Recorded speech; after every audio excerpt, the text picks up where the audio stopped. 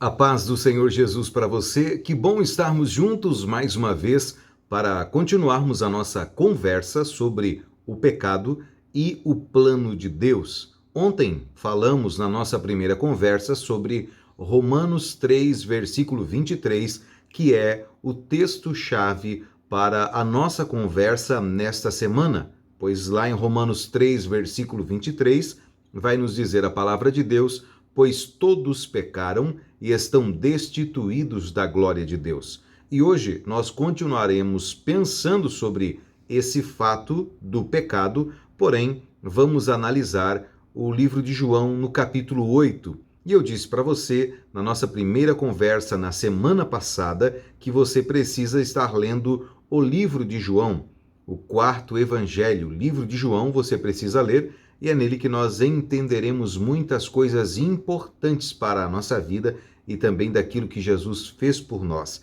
Então hoje nós vamos conversar um pouquinho.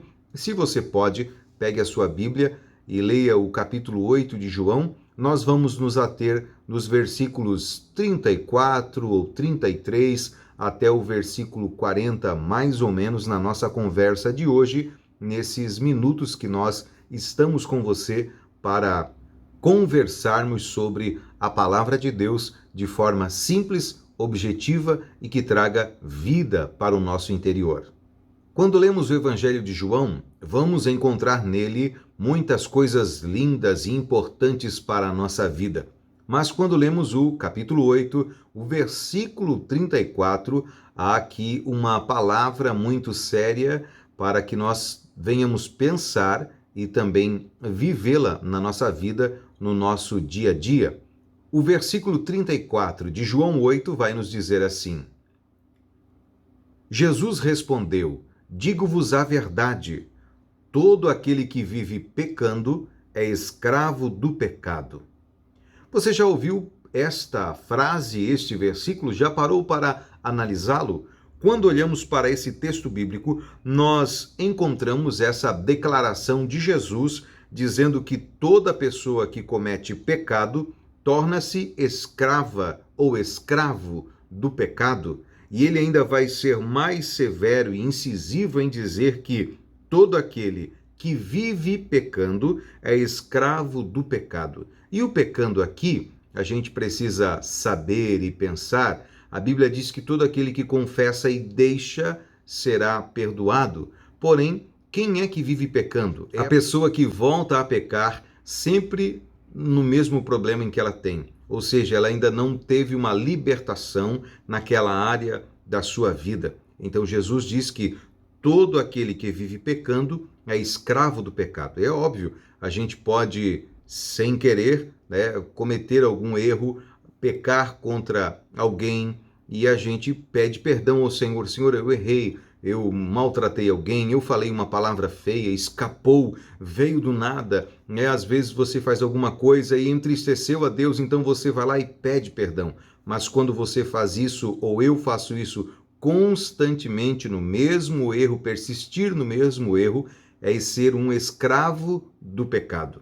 Isso mesmo, isso é ser um escravo do pecado. É o que Jesus está dizendo aqui.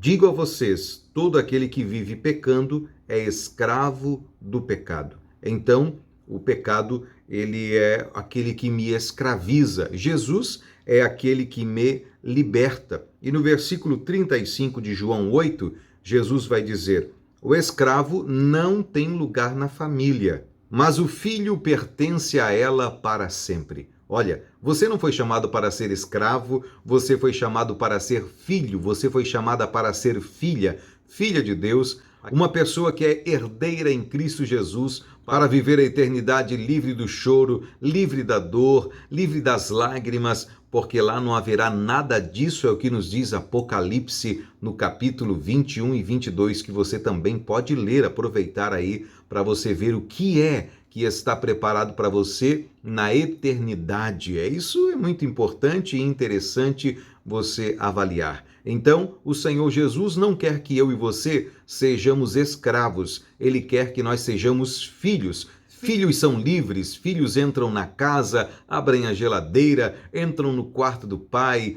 conhecem as intimidades que os pais, que a sua família tem, e é esse o chamado do Senhor para você, que você seja íntimo de Deus, que você possa entrar a qualquer momento na presença de Deus e desfrutar de toda a glória, de toda a beleza, de toda a graça que Deus tem para a sua vida. Ele não quer que você nem eu sejamos escravos do pecado, porque o escravo não tem parte, o escravo também não pode entrar na presença, precisa pedir licença, permissão para que possa achegar-se e então ali pedir algum favor. Mas você, como filho, não vive de favor, você vive de herança, você vive daquilo que o Pai tem para você. E Cristo Jesus é aquele que vai nos oferecer liberdade.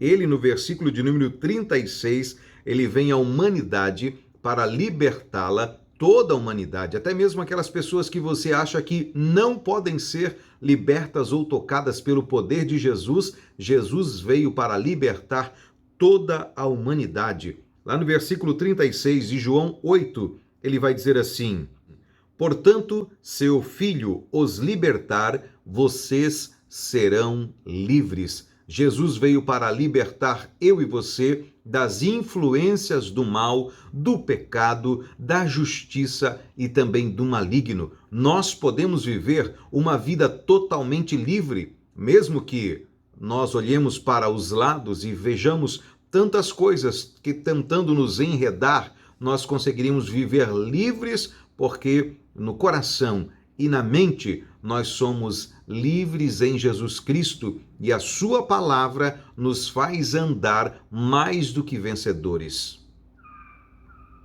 E como você pode pensar sobre isso? Olhe para a vida do apóstolo Paulo, que mesmo preso em cadeias, ele disse que ele estava livre, que ele estava solto para fazer a vontade de Deus, mesmo sabendo, mesmo percebendo à sua volta correntes, guarda pretoriana, cela, mas ele poderia dizer, ele disse, olha, eu sou aqui alguém que está em liberdade levando o amor de Deus.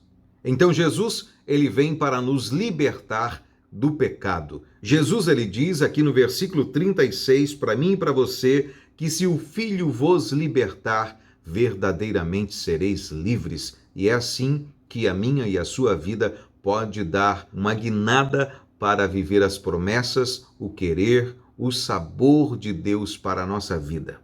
E é assim que a nossa vida pode mudar. É assim que a nossa vida pode ser diferente. As pessoas vão dizer o que aconteceu com você, o que você está tomando, com quem você está consultando.